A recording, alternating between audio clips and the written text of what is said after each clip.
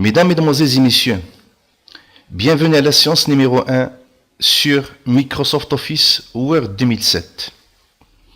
Word, ou bien WinWord, c'est un logiciel de traitement de texte sur lequel on peut saisir un document.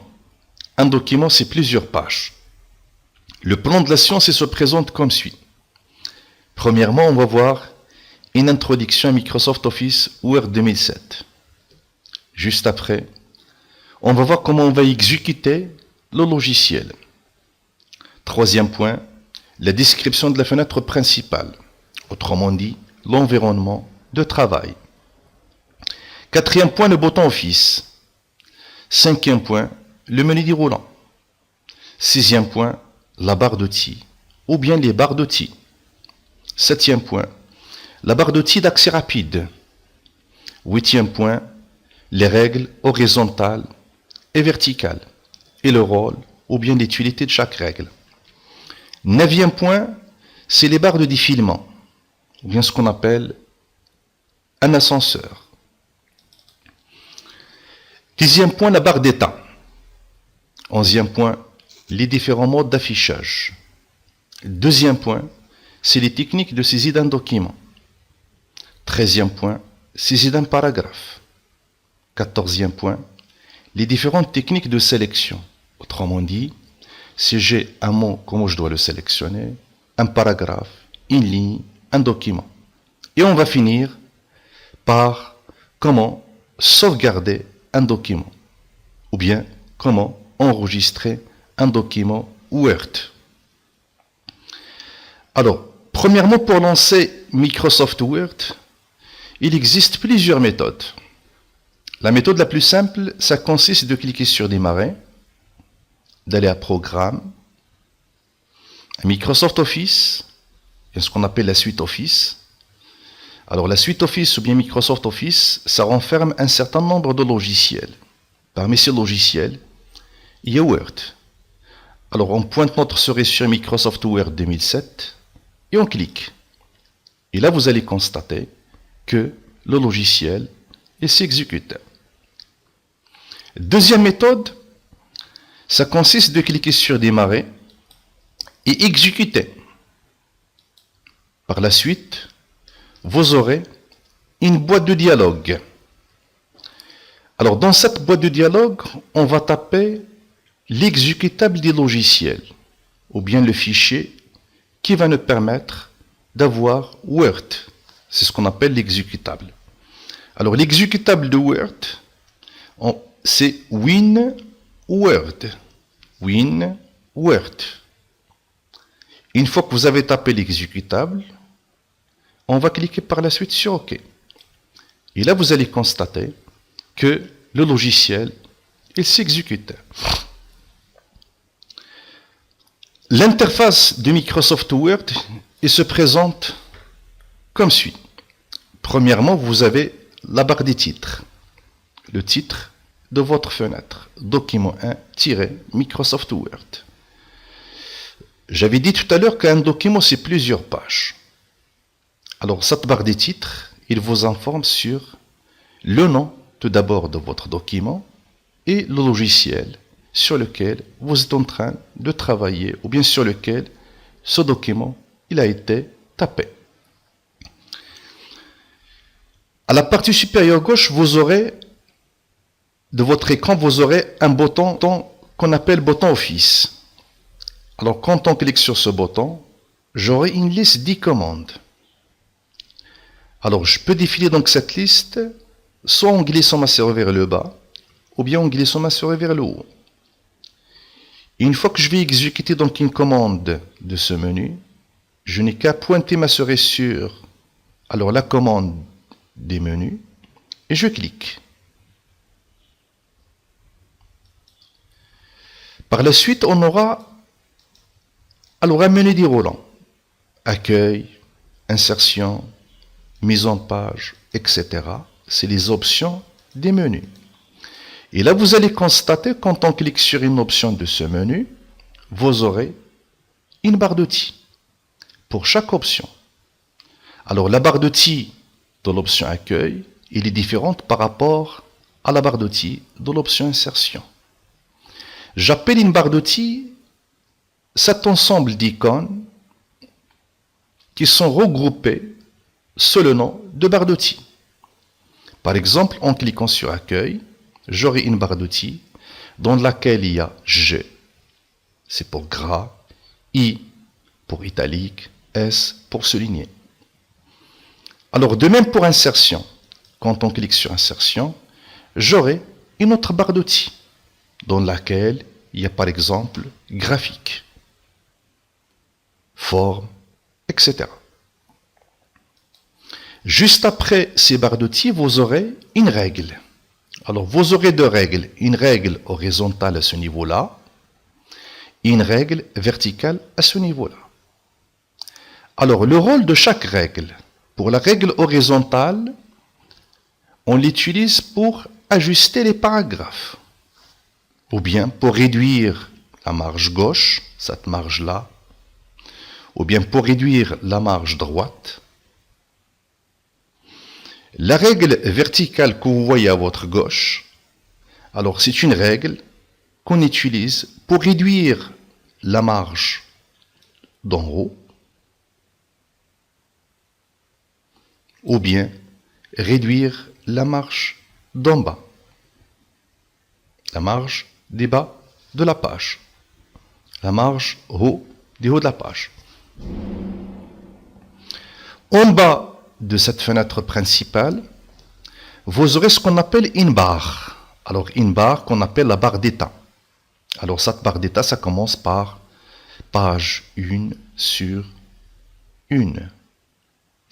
Alors, page 1, ça veut dire que votre pointeur, ou bien votre curseur, j'appelle un pointeur ou bien un curseur, c'est cette barre qui clignote. Ce qu'on appelle un curseur ou bien un pointeur. Votre pointeur ou bien votre curseur est à la page 1 sur le chiffre après le mot sur, c'est le nombre total de pages de votre document. Par exemple, si j'ai page 1 sur 10, ça veut dire que mon pointeur est à la page 1 et j'ai au total 10 pages. Juste après le nombre de pages, vous avez le mot mot. C'est le nombre de mots de votre document. La langue. Et carrément à droite, vous avez la possibilité d'augmenter le zoom ou bien de diminuer le zoom. J'augmente le zoom de ma page, je peux diminuer le zoom de ma page. Avant le zoom, vous avez un certain nombre d'icônes. Un certain nombre d'icônes. Alors, la première, c'est les modes de saisie. Vous avez le mode de page, ça veut dire donc qu'on est au mode page. Le mode page, c'est le mode sur lequel vous aurez une règle horizontale et une règle verticale. Juste après le mode page, vous avez le mode plein écran. Si vous voulez passer au mode plein écran. Juste après le mode plein écran, vous avez le mode web. Le mode plan, qu'on va voir plus tard. Dans la plupart des temps, on travaille toujours sur le mode page.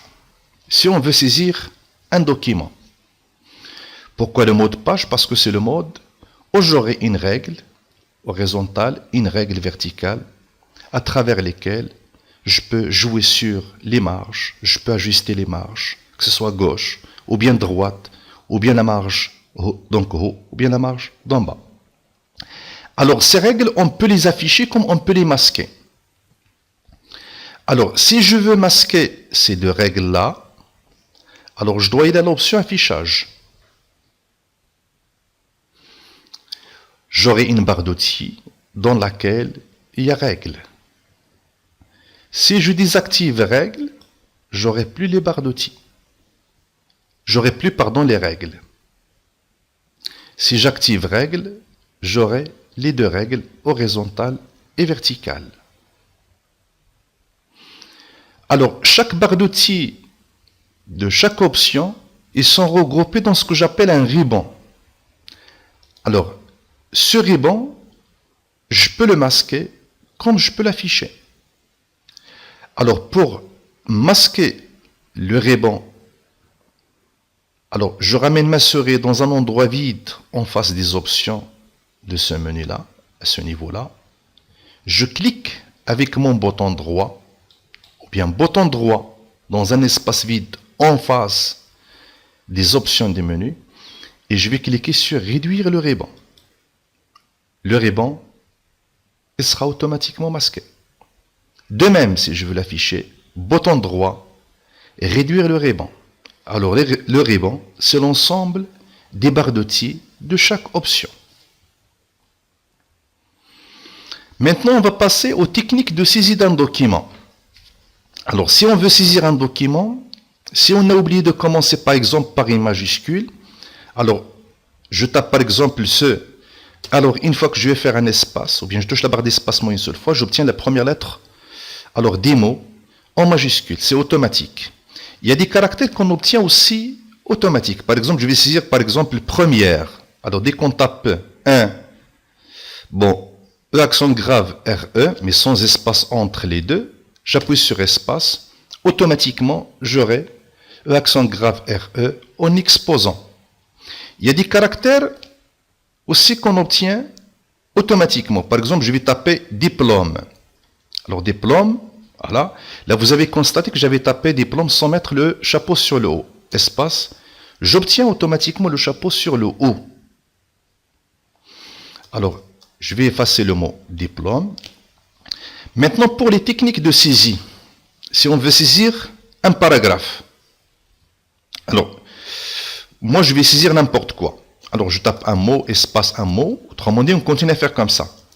Alors, mot, espace, mot, etc. Mais vous allez constater une chose, c'est lorsque j'arrive à la fin de la ligne, autrement dit à ce niveau-là, c'est cette marche qui m'indique c'est la fin de la ligne. Je tape espace. Là, remarquez bien que ça revient automatiquement à la ligne suivante. Je vous conseille de ne jamais appuyer sur Entrée une fois que votre pointeur il est arrivé à la fin de la ligne. Jamais Entrée pour revenir à la ligne suivante. Autrement dit, je vais taper mon paragraphe ou bien ma lettre en marquant des espaces et ça revient automatiquement aux lignes suivantes. Vous allez voir pourquoi par la suite. Alors pour moi j'ai déjà deux paragraphes, ou bien 3 paragraphes. Alors je vais les copier, je vais les coller sur Word. Alors un paragraphe, ça contient un certain nombre de lignes, de mots. Pour sélectionner un mot, on utilise une technique. Alors, si je veux sélectionner le mot document, je n'ai qu'à cliquer 2 fois sur le mot document. Et le mot document, il sera sélectionné. La même chose pour complet. Je clique 2 fois et ça sera sélectionné. Ensemble, la même chose. Maintenant, si on veut sélectionner une ligne, alors je ramène ma souris dans cette marge. En face de la ligne à sélectionner, c'est toujours dans la marge. Là, je vais sélectionner par exemple la première ligne. Je ramène ma souris dans la marge gauche, en face de la ligne à sélectionner, et je vais cliquer une seule fois. Et toute la ligne sera sélectionnée. Si je vais désactiver cette sélection, je n'ai qu'à cliquer n'importe où sur mon paragraphe. Maintenant, si on veut sélectionner un paragraphe, c'est toujours la même procédure. Alors, je ramène ma souris dans la marge en face des paragraphes à sélectionner, et je vais faire un double clic. Un double clic dans la marge en face d'un paragraphe, ça permet de sélectionner tout un paragraphe. Maintenant, si on veut sélectionner tout un document c'est plusieurs pages. Je ramène ma souris toujours dans la marge gauche et cette fois-ci, je vais faire un triple clic. Je clique 3 fois. Et tout le paragraphe, ou bien tout le document, il sera sélectionné. Document, ça veut dire allant de la page 1 à la dernière page. Vous allez certainement me poser une question en disant pourquoi on sélectionne un mot, une ligne ou bien un document. Il y a un principe sur tous les produits Microsoft. Alors, on sélectionne et on passe à une action par la suite. Sélection, action. Par exemple, je sélectionne le mot document en faisant un double-clic sur le mot document. Je vais afficher le mot document en gras. Je clique sur G. Alors G, c'est pour gras. Et là, vous allez constater que le mot document, il s'affiche en gras. De même pour italique, j'affiche le mot document en italique. Et remarquez bien que les icônes G et I ils sont enfoncés. Ça veut dire que le mot document, il est en gras italique. Si je veux désactiver donc le gras et l'italique, c'est toujours la même chose. Je sélectionne le mot document, je désactive le I en cliquant sur, je désactive l'italique en cliquant sur le I, et je désactive le gras en cliquant sur le G. C'est pour cela qu'il est préférable toujours de sélectionner pour passer à une action par la suite. Maintenant, j'arrive à comment on peut enregistrer un document Word. Alors, pour ceci, il existe plusieurs méthodes, bien plusieurs possibilités. Première possibilité, ça consiste de cliquer sur le bouton Office et enregistrer. Quand je clique, j'obtiens alors une fenêtre ou bien une boîte de dialogue dans laquelle je dois choisir un endroit et un nom pour mon fichier. Deuxième méthode, ça consiste de cliquer sur cette disquette qui existe dans la barre de lancement rapide que j'avais expliqué tout à l'heure.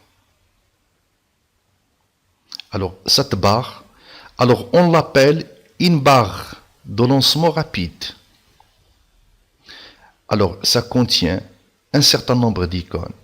Mais je peux ajouter alors une icône à cette barre qu'on appelle la barre de lancement rapide en cliquant sur cette flèche dans le sens vers le bas.